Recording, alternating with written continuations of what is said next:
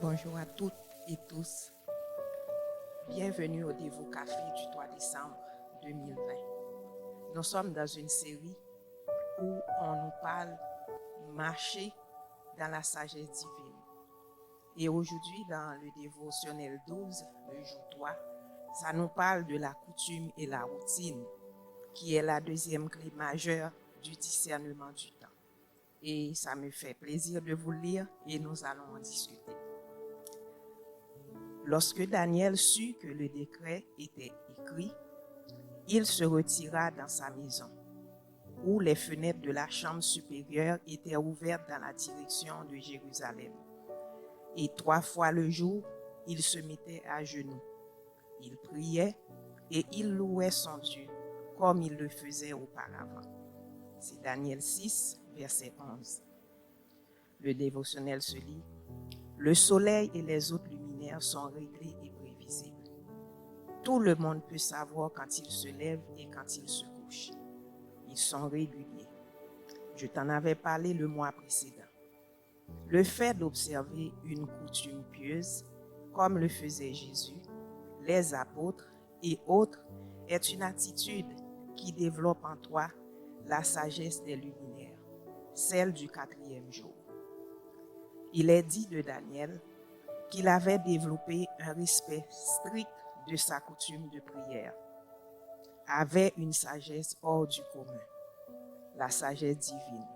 C'est Daniel 5, les versets 11 et 14. C'est extraordinaire de constater que tous ces hommes, remplis de la sagesse divine, avaient des coutumes. Coutumes de prière, coutumes de lecture des Écritures, coutume d'aller régulièrement au culte, etc. Parce qu'il aimait Dieu et qu'il avait gardé de bonnes coutumes spirituelles. Celle de monter régulièrement à la maison de Dieu. Salomon a reçu cette grande sagesse. 1 Roi 3, verset 3. Daniel avait coutume de prier 3 fois. 3 fois le jour. C'est Daniel 6, verset 10. Jésus avait coutume de prier à la montagne, Luc 22, verset 39, d'aller régulièrement au temple, c'est Luc 4, verset 16. Paul avait coutume d'aller tous les sabbats à la synagogue, c'est Actes 17, verset 2. Salomon, Daniel, Paul et même Jésus ne priaient pas, n'allaient pas au temple selon leurs envies ou selon l'environnement, mais selon une habitude réglée, comme une horloge. Ils étaient comme le soleil qui se lève et se couche, toujours, depuis des millénaires, de la même manière. La sagesse du discernement des saisons se manifeste dans la vie de ceux qui observent de bonnes coutumes de prière, de méditation et de fréquentation de la maison de Dieu. Ne sois pas séduit par le monde actuel, qui prie, médite, vient à l'église au gré de ses émotions et de ses occupations. Sois différent, car tu es différent. Sois comme les luminaires et tu acquerras la sagesse du temps et des saisons. Dans les dévotionnels Messages pour la vie, 1, 2, 3, je te montre comment maximiser les saisons favorables. Je te conseille de revisiter ces ouvrages. Tu comprendras comment Joseph avait sauvé le monde de la famine par la sagesse des temps et des saisons. C'est dans Genèse. Prends la résolution d'avoir la bonne coutume de prière, de méditation et de fréquentation de la maison de Dieu. Évertue-toi à les conserver, car c'est ainsi que la sagesse divine se déployera en toi. Amen. Bon. Moi, quand j'ai lu ce dévotionnel, le verset qu'on a lu m'a frappé. C'est quoi qui m'a frappé dans ce verset? C'est lorsque Daniel sut que le décret était écrit. Et puis, je suis allée regarder, c'était quoi le décret?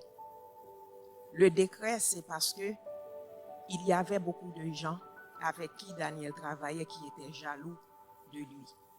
Puis, ils ont organisé un plan.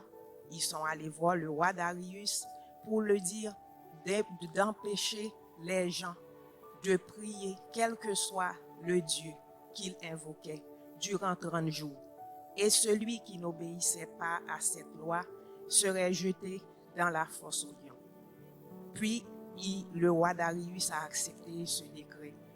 Mais quand Daniel l'a su, j'ai vu le comportement de Daniel. J'ai dit, waouh, Daniel était tranquille, Daniel était calme. Qu'est-ce que Daniel a fait? Il est allé dans sa chambre comme il faisait d'habitude.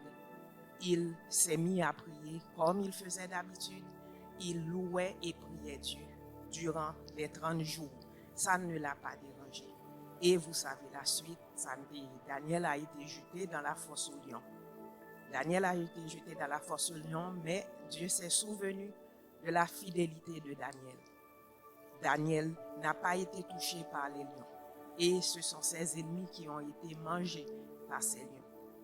Qu'est-ce que je veux dire à travers tout ça? Qu'est-ce que je peux comprendre? C'est que Daniel avait établi une coutume de prière. Daniel ne s'est pas laissé impressionner par ce qu'il voyait autour de lui. Parce que nous connaissons l'histoire de Daniel. Daniel a été déporté dès son jeune âge. Puis il est arrivé à Babylone. Mais là où il était avant, Daniel servait Dieu. Il connaissait Dieu. Puis arrivé à Babylone, il ne s'est pas laissé impressionner par personne. Il continuait sa routine, sa coutume de prière. Daniel aimait Dieu. Il honorait Dieu. On dirait que tout ce qui se passait autour de lui ne valait rien pour lui, seulement la présence de Dieu. Et ça a amené Daniel à acquérir une sagesse divine.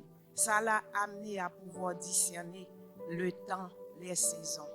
Et c'est cela, Dieu lui a donné une intelligence supérieure à celle des autres. C'est ça qui a amené la jalousie des satrapes qui ont monté le complot contre lui. Je me suis demandé, nous étant chrétiens, avons-nous une coutume de prière? Avons-nous une routine?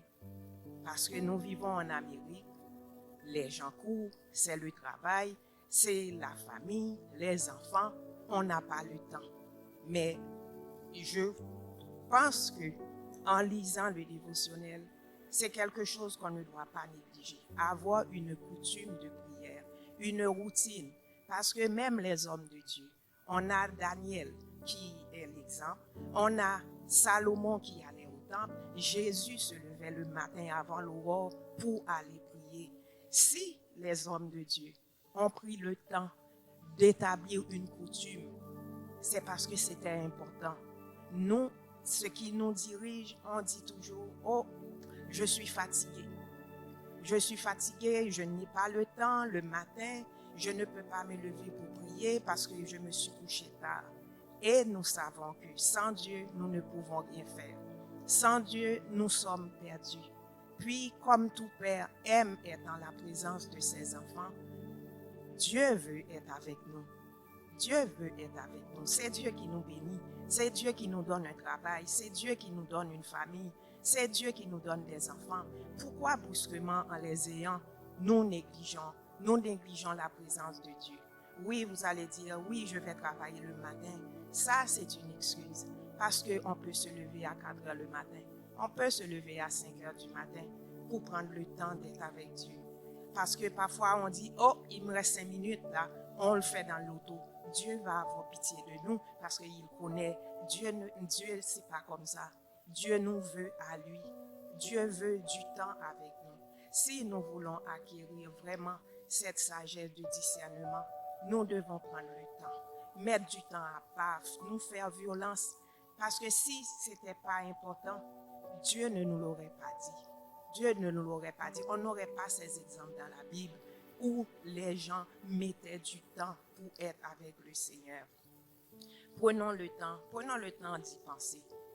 Qu'est-ce que 15 minutes? Qu'est-ce que 30 minutes le matin?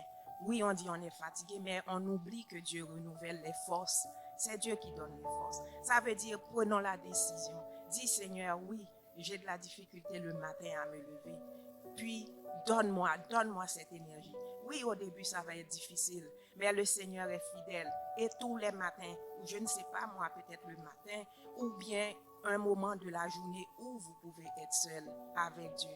Mais soyez fidèles, parce que Dieu veut que nous soyons fidèles, parce qu'il est fidèle. Soyons des Daniel, soyons des Joseph. Joseph aimait le Seigneur. Joseph ne se laissait pas impressionner par un travail, par la renommée. Il avait sa coutume. Il aimait Dieu, il priait, il obéissait. Quand nous prenons du temps avec Dieu, nous nous approchons de Dieu. Nous apprenons à le connaître et Dieu nous enseigne. Dieu nous enseigne et nous développons, nous acquérons cette sagesse de discernement. Notre vie ne sera pas comme elle est maintenant. Nous allons pouvoir savoir quand investir, où investir. Nous allons pouvoir trouver des réponses, des solutions aux problèmes, aux questions que le monde n'a pas. Dieu nous aime, il nous attend. Il nous attend. Dieu veut nous faire voir des choses que les autres ne voient pas. C'était ça, Daniel. Daniel voyait ce que les satrapes, ce que les grands de son temps ne voyaient pas. Joseph, avec l'abondance qu'il y avait dans l'agriculture, toutes les récoltes, Joseph voyait dans ces temps, il allait y avoir une famine. Et il a eu la sagesse de mettre de côté. Nous autres aussi, nous pouvons devenir des Daniel. Nous pouvons devenir des Joseph, juste en demeurant fidèles, juste en ayant faim, en ayant soif de Dieu. Moi, quand j'ai lu le dévotionnel, j'ai dit, waouh, j'ai dit, Seigneur, je veux. Il faut le désirer. Parfois, nous venons à l'église, c'est juste parce que nous ne voulons pas qu'on nous dise, on ne te voit pas à l'église. Non, nous devons lire la Bible. Nous devons prier, pas pour plaire aux gens, mais pour être avec Dieu, pour notre relation avec Dieu. Même si on est dans une maison, chacun de nous doit avoir notre routine, notre coutume de prière, parce que Dieu le dit, le salut est personnel. Alors appliquons-nous, nous arrivons à la fin de l'année. Oui, je peux comprendre. Dieu peut comprendre. Dieu est un Dieu d'amour, un Dieu de grâce. Si nous prenons la bonne résolution, dire Seigneur, je peux le matin 30 minutes. Puis vous allez voir, vous commencez. Parce que ce n'est pas une question de temps, c'est la fidélité, c'est la soif que Dieu va regarder. Et puis Dieu va renouveler nos forces, puis va nous aider à faire plus, à prendre plus de temps dans sa présence. Ça veut dire ne laisse pas ce que le monde nous offre prendre notre temps. Prenons du temps pour le Seigneur et ne lui donne pas ce qui nous reste. C'est comme ça, nous. On donne à Dieu ce qui nous reste parce qu'on a des responsabilités. Placez Dieu avant. Établis une coutume de prière. Lisez la Bible. Allez dans votre assemblée. Pas pour rencontrer des gens, mais pour rencontrer le Seigneur parce que Dieu nous parle à travers la prière. Dieu nous parle à travers la parole. Dieu nous parle à travers les enseignements. Et aussi en venant à l'église, nous pouvons fraterniser avec nos frères parce que la parole le dit, qu'il est bon, qu'il est doux, qu'il est agréable pour des frères d'être ensemble. C'est sûr, c'est agréable. Mais notre but premier, c'est de pouvoir avoir une coutume pour plaire à Dieu, pour devenir des luminaires, et briller comme Daniel. C'est ça que j'avais compris du dévotionnel. En tout cas, que Dieu vous bénisse et que Dieu vous fortifie pour que vous ayez une détermination, une conviction avec la fin de l'année, dire, même si cette année, je n'ai pas été fidèle dans ma relation avec Dieu, dans ma coutume de prière, il y a l'année 2021 qui commence bientôt. Prenez cette résolution parce qu'on fait des vœux, on fait des souhaits, mais faire de ce souhait une priorité. Prendre du temps, mettre du temps à part avec le Seigneur. Parce que vous allez voir, vous allez faire la différence. Votre lumière va briller et vous allez répondre aux questions que les autres n'ont pas la réponse. Que Dieu vous bénisse. Amen.